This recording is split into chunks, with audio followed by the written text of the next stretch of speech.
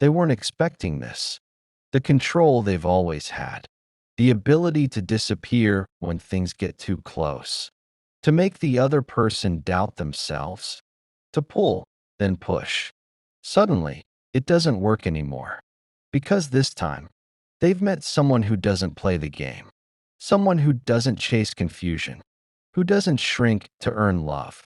Who doesn't confuse silence for depth. Or distance for mystery. This time, the avoidant meets someone who can't be controlled. And it shakes them. Because control was never just a choice. It was safety. It was how they managed fear. It was how they survived a world that taught them closeness could cost them everything. They never set out to control. They set out to protect themselves.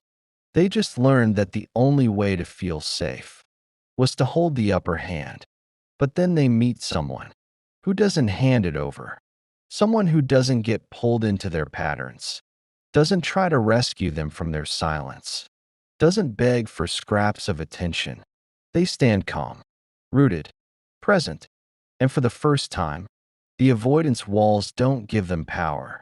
They make them lonely. The avoidant has always lived by distance. That's where they've had control. If they text less, feel less, share less, they stay in control. If they withhold, if they detach, if they intellectualize every emotion, they can't be hurt. But this time, their silence doesn't create longing. It creates space, and the other person doesn't fill it. They don't chase the avoidant into the dark. They let them sit in it. That's when something shifts. A kind of panic begins to surface. Because now, control doesn't feel safe. It feels like isolation. When the avoidant meets someone they can't control, their strategies start failing in real time. They try to pull away, and the person doesn't panic. They test boundaries, and the person holds theirs lovingly. They offer half-truths, and the person gently calls it out. Not to shame, not to punish, but to mirror the truth. And that mirror becomes unbearable. Because for the first time, they're not looking at a person they can predict. They're looking at the parts of themselves they've buried. They've spent years trying to manage closeness, to decide who gets near and how far they get. But this person, they don't need to manage them. They don't need to perform. They don't need to disappear to feel free. And that terrifies them. Because when love isn't about control, what's left to hide behind? When love feels equal, safe, reciprocal, their entire nervous system rebels. Their mind says, this should feel good. Their body says, this feels dangerous. And that conflict becomes the battlefield of their healing. The avoidant never wanted to be the one in control. They just learned that control was safer than vulnerability. When they were young, love came with conditions. Approval had to be earned. Affection had to be perfect. They couldn't predict love, so they learned to control it, to shape it, to manage it, to ration it. They became the one who decides when connection happens, because being the one who waits was too painful to survive. But this new person, they don't accept ration love. They don't live on crumbs. They want connection that's mutual, open, safe. And the avoidant doesn't know what to do with that. Because this person doesn't argue. They don't fight for a place. They just step back. And in that space, the avoidant feels something they've avoided their entire life. Loss that can't be blamed on anyone else. They try to regain control. They try silence. They try distance. They even try charm. That easy warmth that used to pull people back. But nothing works. Because you can't manipulate someone who's not trying to earn your love. You can't play games with someone who's not playing back. And when all their familiar tools stop working, what's left is the truth they've been avoiding. They don't need control. They need healing. This person, the one they can't control, doesn't feel like danger. They feel like truth. They bring peace instead of pursuit. stability instead of strategy. And the avoidance nervous system doesn't know how to receive it because love without tension feels unfamiliar. Love without withdrawal feels suspicious. Love that stays feels almost unreal. At first, they'll try to sabotage it. They'll pick fights. They'll pull away for no reason. They'll question their feelings, convince themselves it's not real. But deep down, something else begins to stir. Curiosity. Because when control fails, awareness begins. And in that awareness, they start to see how their need for control was never about power. It was about fear. Fear of rejection, fear of dependence, fear of being seen and not being enough. The person who can't be controlled becomes a mirror. They don't punish. They don't push. They just reflect. I can love you, but I won't abandon myself to do it. And in that reflection, the avoidant sees how they've been abandoning themselves all along. They see how control was a cage that looked like protection, how distance was loneliness wearing a mask, how power was just fear pretending to be strength. It's painful, this realization, because it means taking responsibility. It means admitting that love didn't fail them, fear did, and that every person they lost wasn't running from them. They were retreating from the walls they built. But now, they finally meet someone who doesn't climb those walls. They wait on the other side. And that's what changes everything. Because the avoidant starts to understand. Control isn't safety. Connection is. This is where healing begins. Not when they lose control, but when they stop needing it. When they let themselves be seen, even in small ways. When they let love be imperfect, unpredictable, and still okay. When they realize that the right person isn't one they can control, it's one they can trust. And the most shocking truth of all, that person they can't control, they were never meant to. They were meant to meet them, so they could finally meet themselves. Control was their anchor. It kept their world predictable, manageable, safe. It made them believe they were untouchable, that no one could truly reach the parts of them that were terrified of being seen. Because control isn't just about power, it's about survival. And for the avoidant, survival meant never needing anyone too much. They grew up learning that closeness was unreliable, that love came in bursts, beautiful, intense, but never consistent. So they learned to manage attachment by minimizing it. They told themselves, I'm fine alone. I don't need much.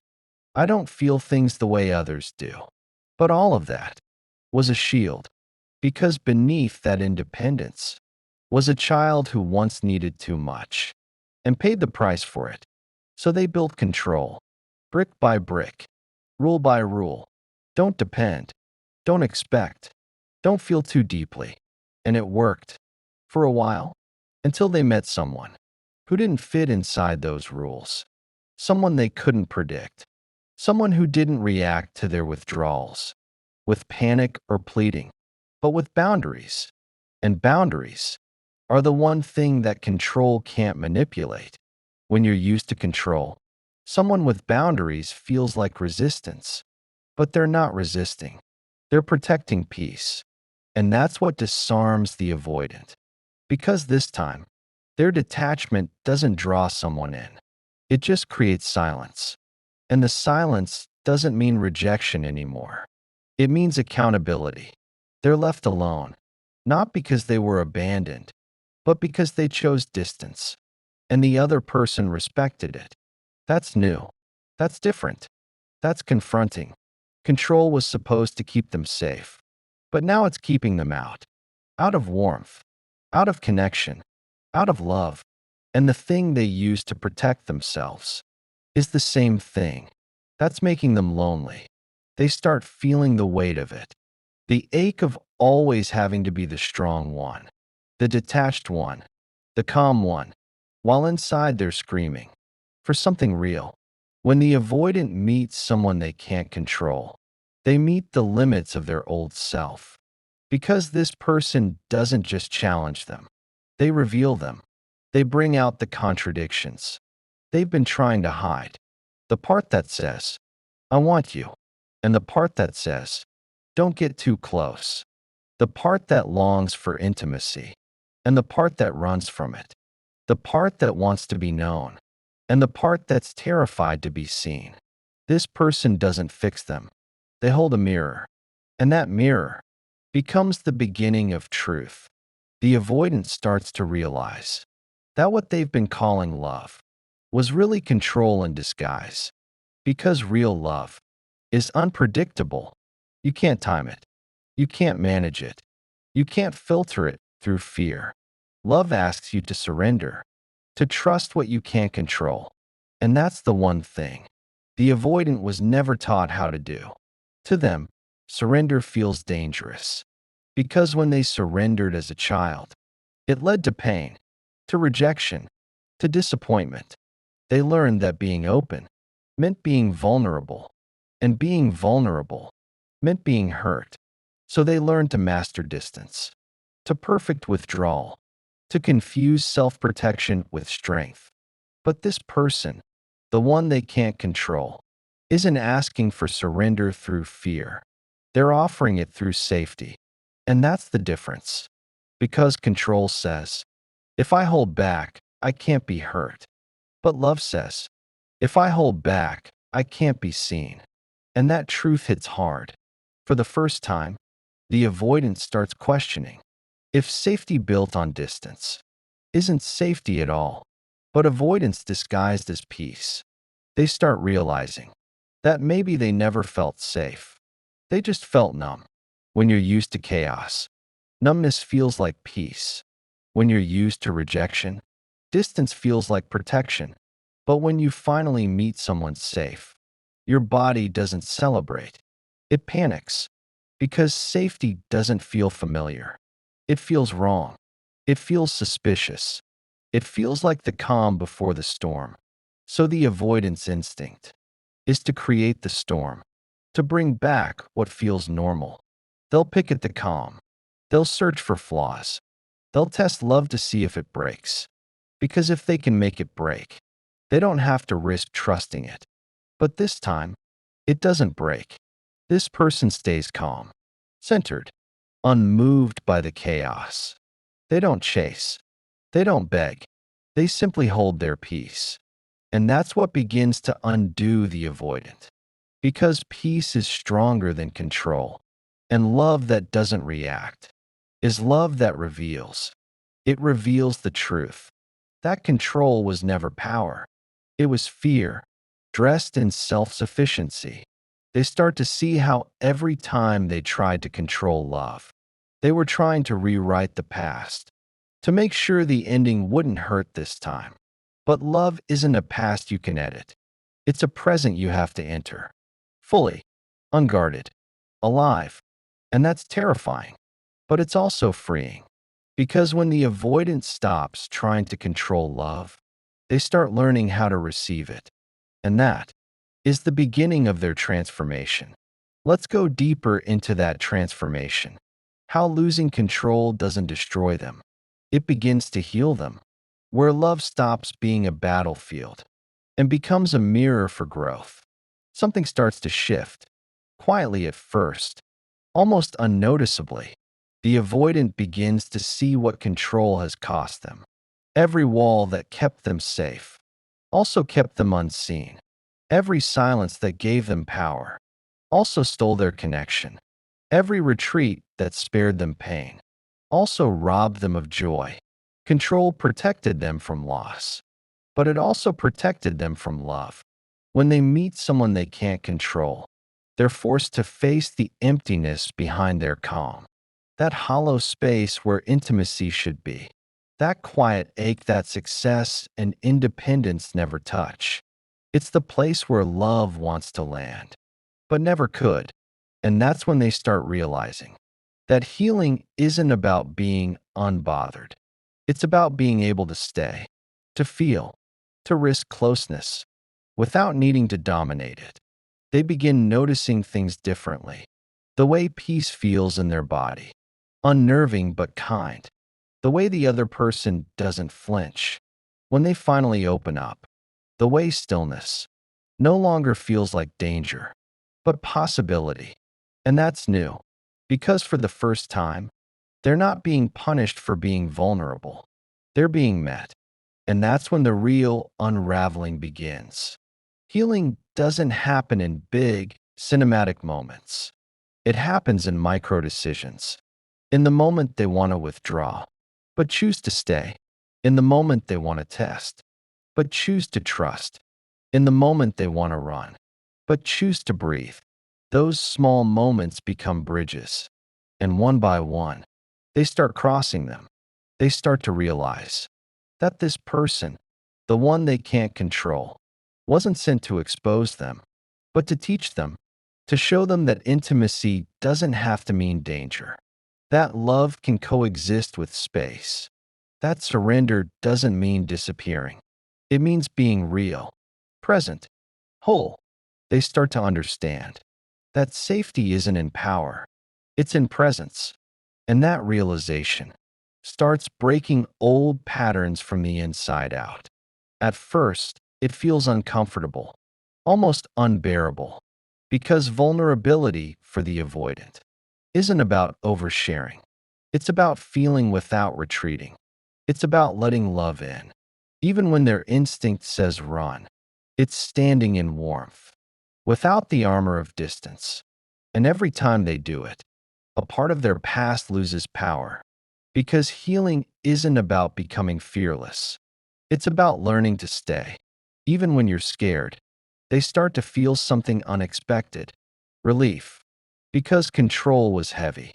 It required constant management, constant thinking, constant defense. And now, they don't have to manage anymore.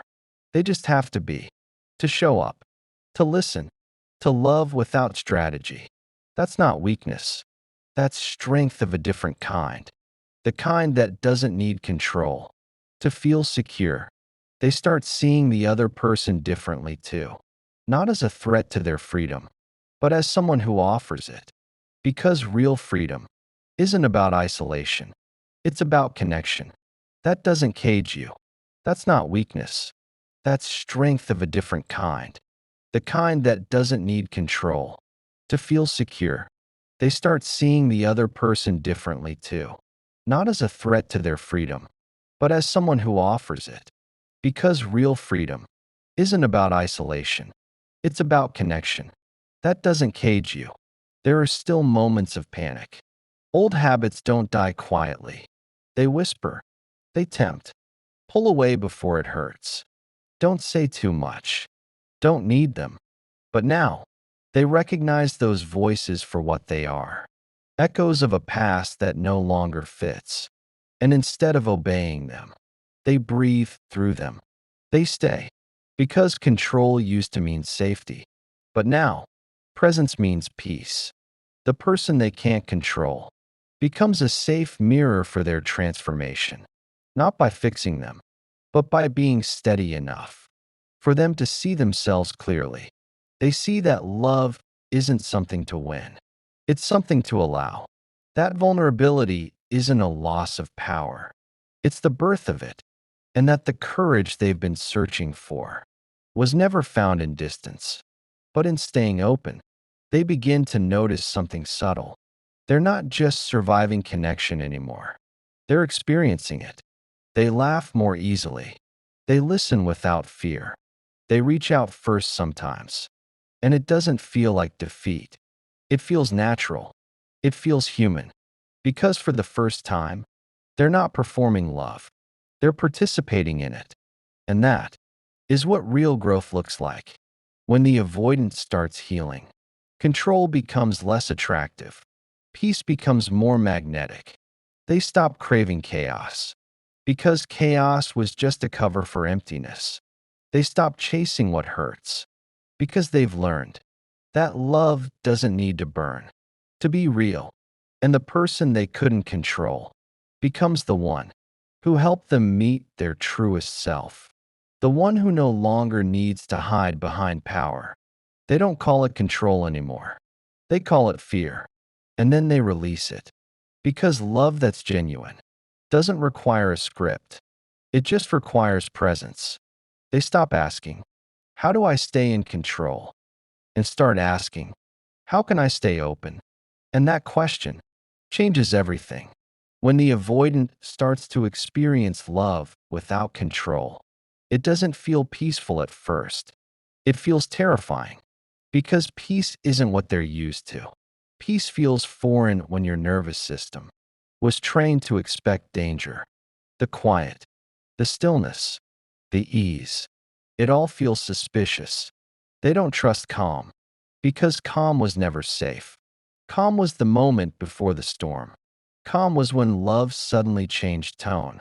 So when someone loves them gently, without chaos, without withdrawal, without the push and pull, their system panics. It whispers, this can't be real. This can't last. Because love that doesn't need fixing feels too simple. They mistake safety for boredom, and they mistake peace for disconnection. For the avoidant, love without control feels like falling without a plan, because control used to be their anchor, the thing that kept them steady when emotions felt too big.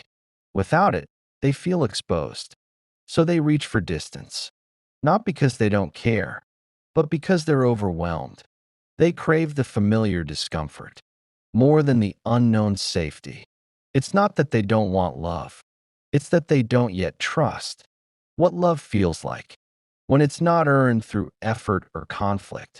Healing begins here, in that strange in between, where love feels both safe and unbearable.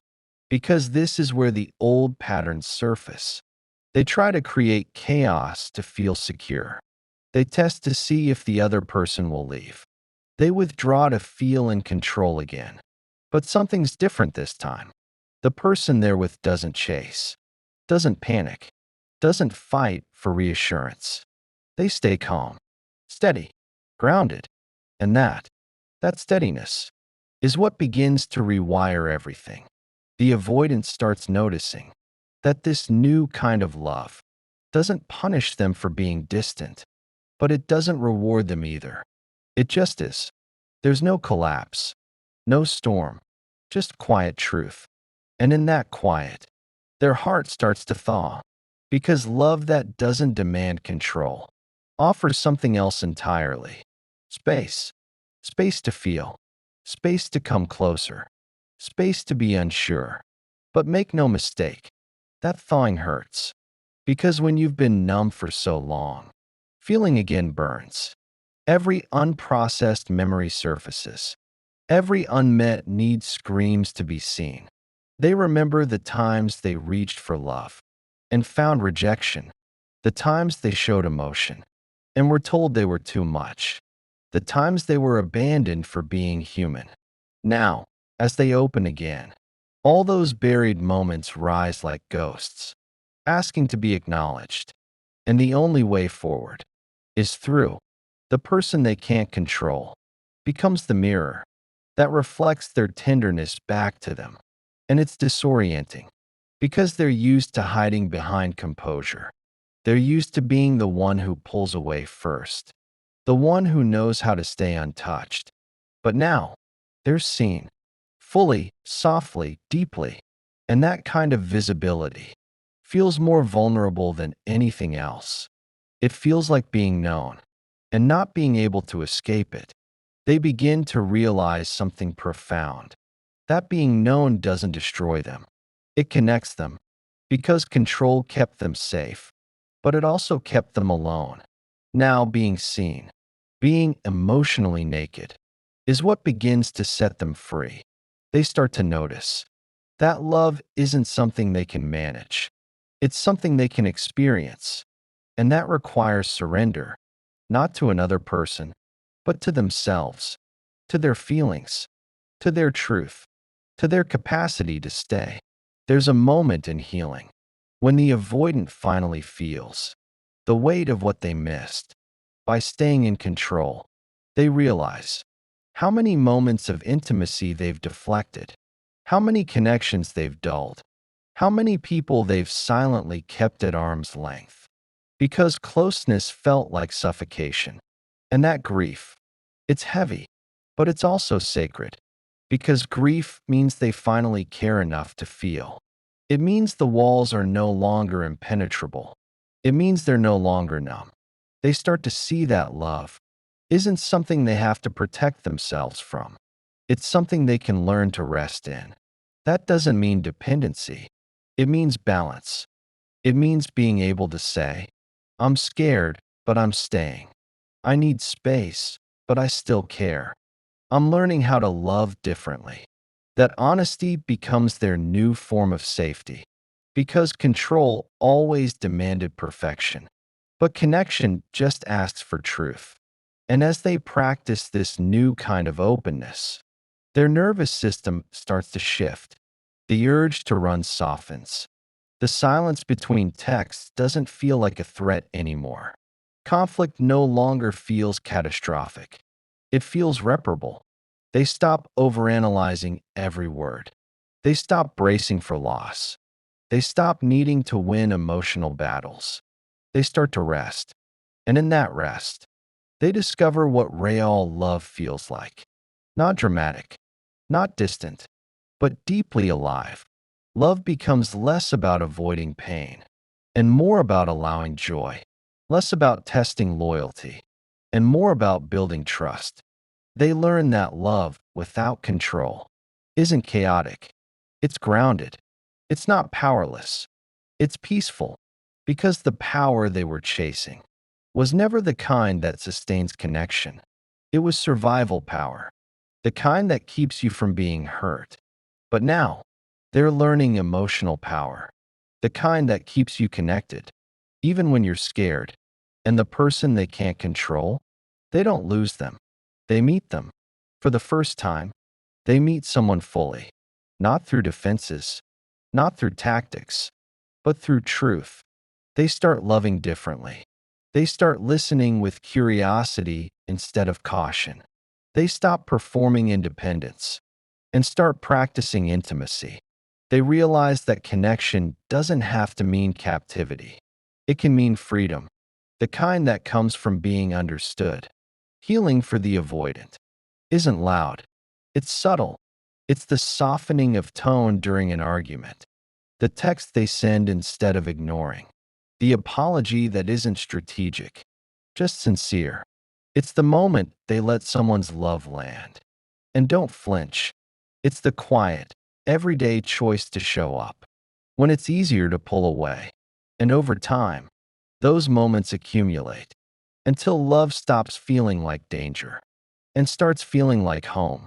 Because when the avoidance starts to heal, they stop running from the thing they've always wanted. They stop needing control because they've found something stronger, safety and self-trust. They realize they can survive love. They can survive being known. They can survive closeness, not by avoiding it, but by letting it transform them. And that realization is the quiet beginning of freedom. When the avoidant finally lets go of control, something unexpected happens. They don't fall apart. They fall into themselves. For the first time, they're not managing the relationship like a problem to solve. They're experiencing it like a life to live. Love stops being a strategy. It becomes a feeling, something that breathes. And so do they.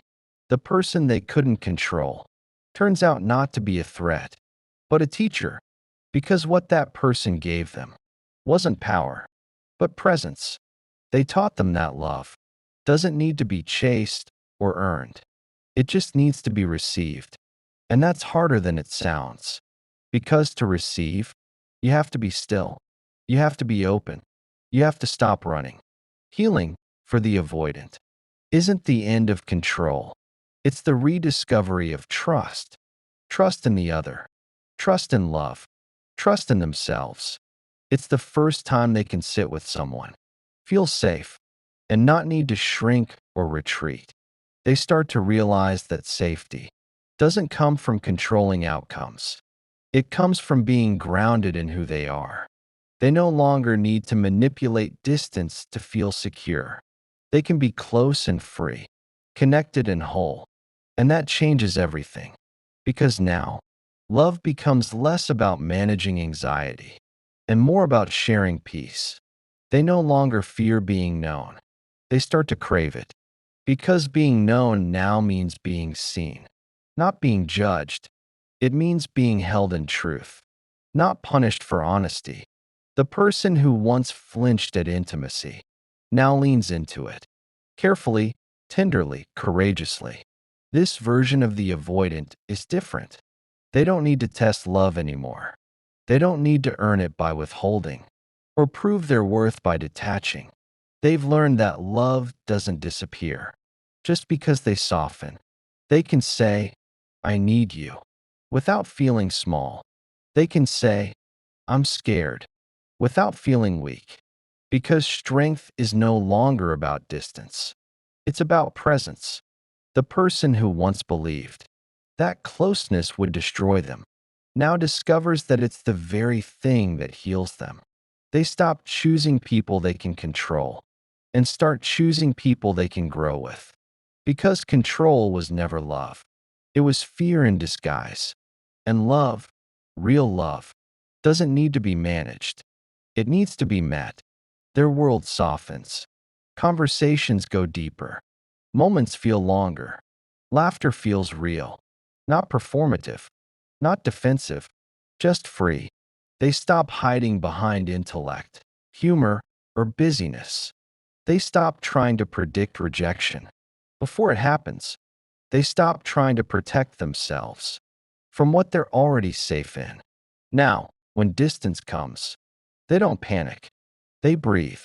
When vulnerability arises, they don't shut down.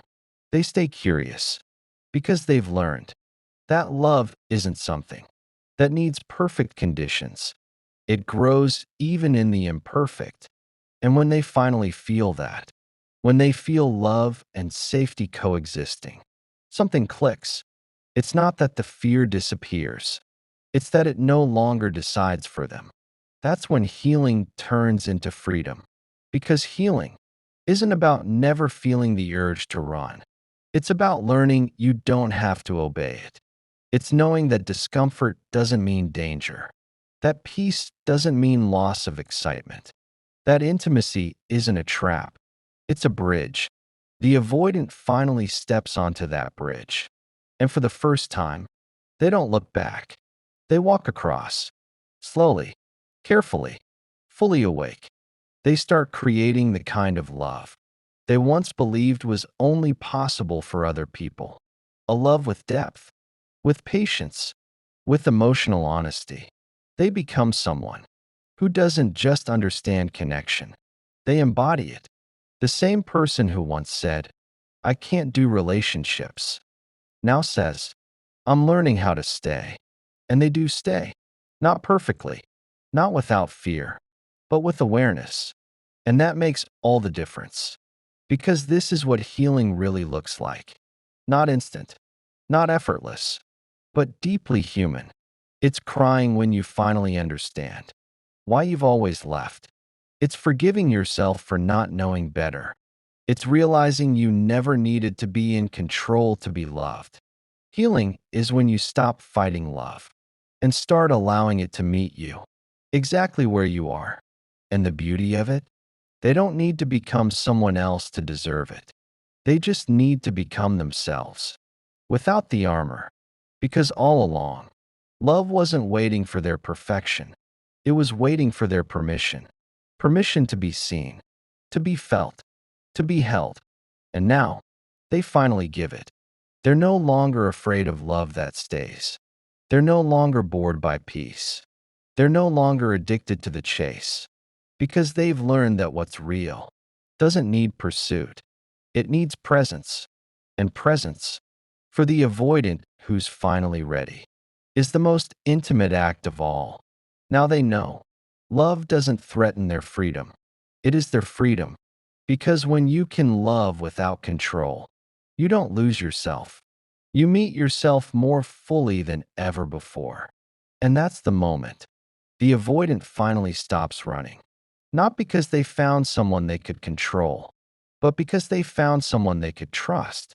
If this spoke to something in you, if you've ever loved someone who ran from closeness, or if you've been the one running, remember this.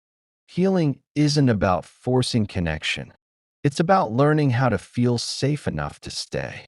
And if you're learning how to stay, even just a little longer each time, you're already doing the work. Like, share, and keep this close.